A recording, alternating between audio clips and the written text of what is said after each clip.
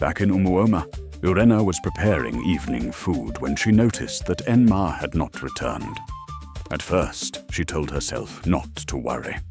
Maybe Enma had stopped to help someone.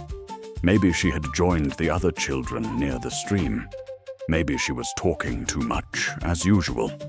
But when the cooking fire burned low and the evening birds began flying home, Urena's hands started to shake. She stepped outside and called, "Enma!" No answer. She walked to the next compound. "Have you seen my daughter?" The children shook their heads. One small boy pointed toward the stream path. "I saw her going that way," he said. "She was following something." Urena's heart dropped. The clay spoon fell from her hand.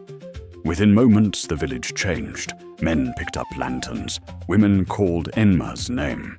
The elders rose from beneath the Iroko tree, their faces heavy with fear. Ezemamaduka closed his eyes. The forest has called her.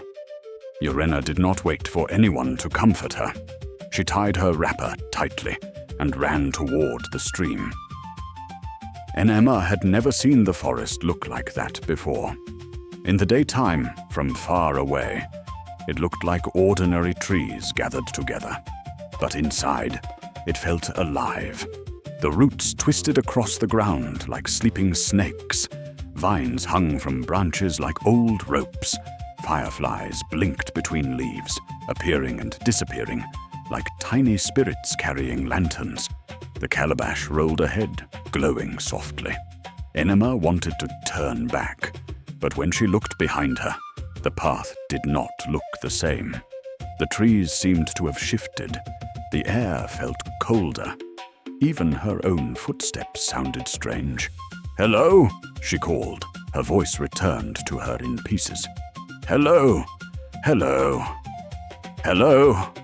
She held her pot tighter and tried not to cry. Then she saw light ahead, a small fire. And beside the fire, under a huge ancient tree, sat an old woman weaving raffia. The old woman was small, but the forest seemed to make space for her. Her hair was gray like moonlight. Her face was wrinkled, but not cruel.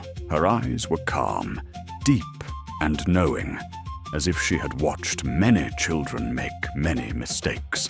The calabash rolled to her feet and stopped. Enema stood frozen. The old woman did not look surprised. "So," she said softly, "the child who hears warnings but follows whispers has finally arrived." Enma's mouth became dry. "I did not mean to come far," she said. "I only wanted to see where the calabash was going." The old woman smiled, but there was sadness in it. That is what many people say when they arrive at places they were warned not to enter. Enema looked down. "I want to go home." "Home?" the old woman asked. "Do you know what home means?" Enema nodded quickly. "My mother is there." The old woman's eyes softened. "Yes, a mother's heart is the first house a child ever lives in."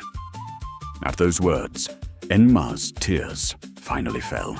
The old weaver reached into a woven basket and placed 3 things on the ground: a white feather, a smooth mirror, and a small brown seed.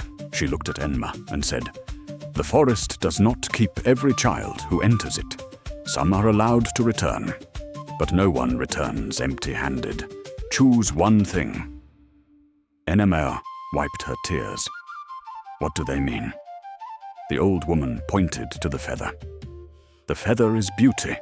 It will make everyone admire you, but admiration can disappear like dust in wind." She pointed to the mirror. "The mirror is knowledge of other people's secrets. It will show you what others hide, but a child who sees too much may lose peace." Then she pointed to the seed.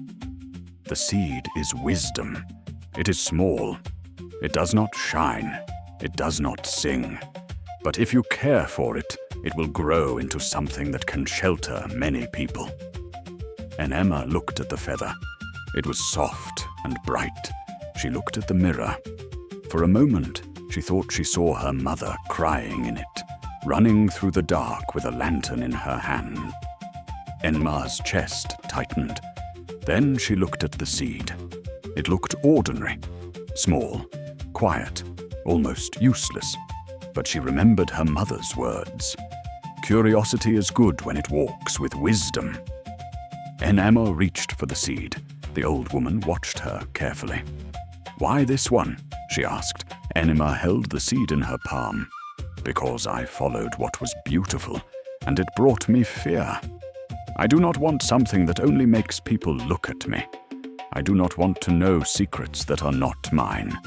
I want to go home wiser than I came." For the first time, the old woman smiled fully. The fire grew brighter. The carved marks on the ancient tree began to glow. The forest, which had felt cold and strange, suddenly became warm. The old woman stood and touched Enma's forehead. "Then listen well, child. A warning is not a cage. It is a hand stretched out before danger. When people who love you say stop, do not always think they are blocking your joy. Sometimes they are standing between you and sorrow." Enma nodded, crying quietly. "I am sorry." The old woman placed the calabash in Enma's hands. "Take this back, but remember, the calabash did not call you because you were special. It called you because you were not listening." Enma held the seed and the calabash close. When she blinked, the old woman was gone. Only the fire remained, and the path home had returned. By the time Enma reached the edge of the forest, the whole village was searching for her. Lanterns moved in the darkness like fireflies. Voices called her name from every direction. "Enma! Enma!" Then her mother saw her. For 1 second, Yorena stood still, as if she was afraid that if she moved too quickly, the child before her would disappear. Then she ran. Enma dropped the calabash and ran into her mother's arms. Yorena held her so tightly that Enma could feel her mother's heart beating fast. "My child!" Yorena cried. "My only Enma! Where did you go?" Enma could not answer at first. She only cried into her mother's wrapper. The elders came closer. Some looked angry. Some looked relieved. Eze Maduka bent down and picked up the seed from Enma's hand. His face changed when he saw it. "Where did you get this?" Enma whispered. "From the old weaver in the forest." The elders looked at one another. No one laughed. No one doubted her. Eze Maduka held the seed carefully. "Then the forest has returned what it borrowed."